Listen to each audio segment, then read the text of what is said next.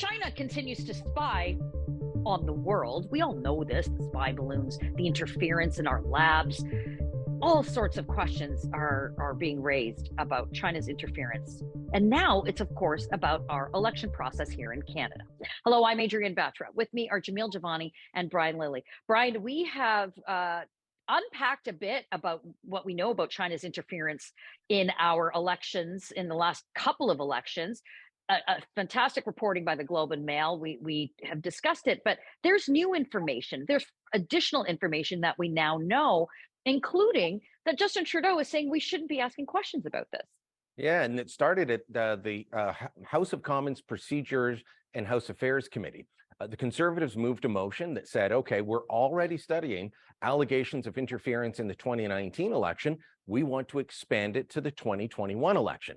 That motion to expand it included saying, we want the PMO to produce documents. Now, they wasn't going to release the documents into public without being redacted.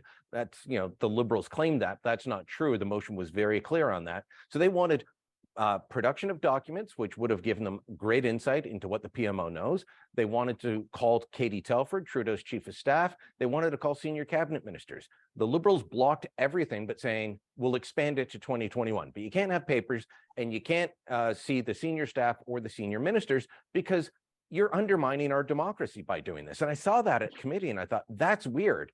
And then the very next day, Trudeau's asked about China's interference in the 2021 election. And again, not being outraged at China, his first reaction was to say he wants the whistleblowers. He said, the Conservatives are playing games and we're going to undermine our democracy by talking about this. This is what China wants. No, China wants to interfere in our elections and we need to know more about it. It's being hidden from the public. The government knows what's going on. And it really looks like they don't want to release anything because they're benefiting. It's in the best interest of China, Jamil, to have a weak prime minister in Canada. Justin Trudeau has never stood up to the Chinese Communist Party. He's never pushed back against anything, including the recent incidents of the spy balloon, which has been floating around our country for some time. Questions about COVID are still out there and its origins. China has never been held accountable for the lab interferences that we've had in this country. So they like having Justin Trudeau at the helm. They don't want to have a hawkish conservative government in there who would be far more strong and resilient against Chinese incursion. So I'm wondering, from your perspective, does this, like, Trudeau is saying what he's saying for a reason? Is it because he's talking to certain constituents? He knows certain demographics will vote Liberal in the next election.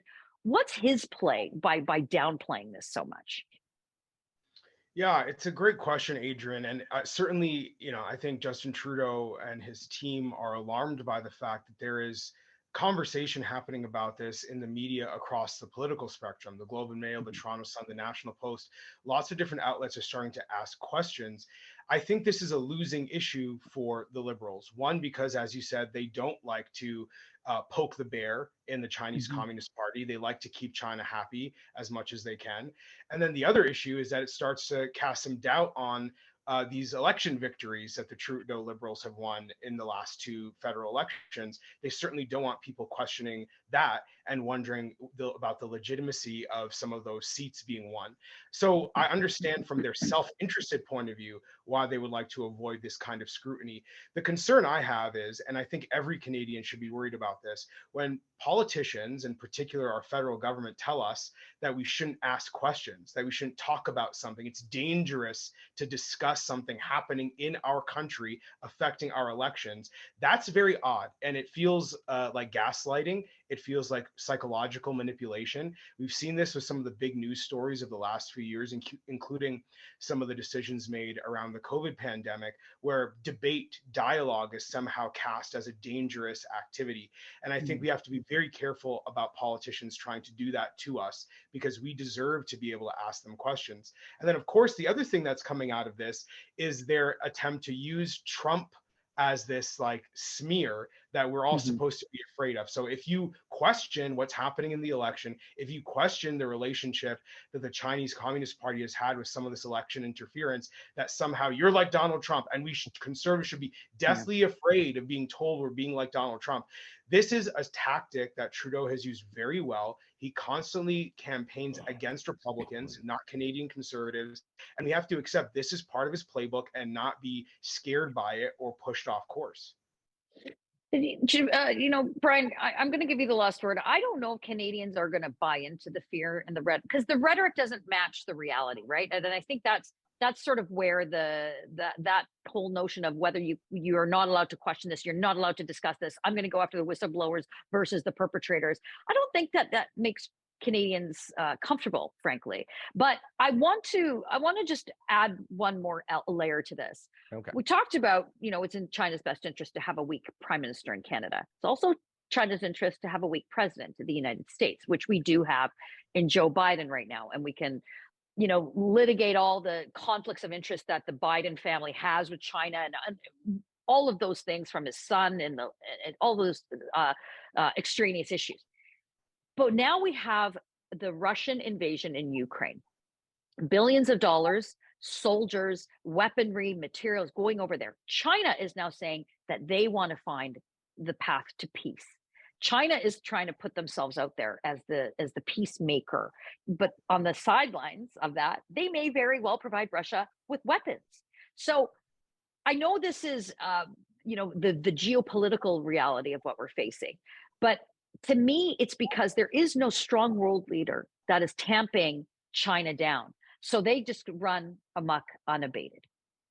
They don't get pushback in many parts of the world. I was surprised that the Americans eventually shot down the balloon that floated across the country. I'm surprised that they then went on to shoot down a bunch of hobby balloons, thinking that they were Chinese spy balloons. But China is becoming more belligerent because governments are less likely to stand up to them, whether it is on our election interference, whether it is on their espionage, which goes well beyond politics and is deeply rooted in stealing business secrets and manufacturing secrets and industrial espionage. They don't receive the pushback that they should. They did during the Trump administration, when Stephen Harper was in office. They did for a while, but back then the Canadian business community wrapped Stephen Harper's knuckles for getting in their way. So, we do need to have strong leadership. Erin O'Toole was extremely strong on China. So was Kenny Chiu. So was Bob Soraya. This is why they were targeted by the Chinese government to shut up critics, make sure that the critics aren't there and China's happy. That shouldn't be how we decide our elections in this country, though. Well, let us know what you think in the comments below, and go to thetorontosun.com and hit that subscribe button. You'll find more videos like this and coverage you will not find anywhere else.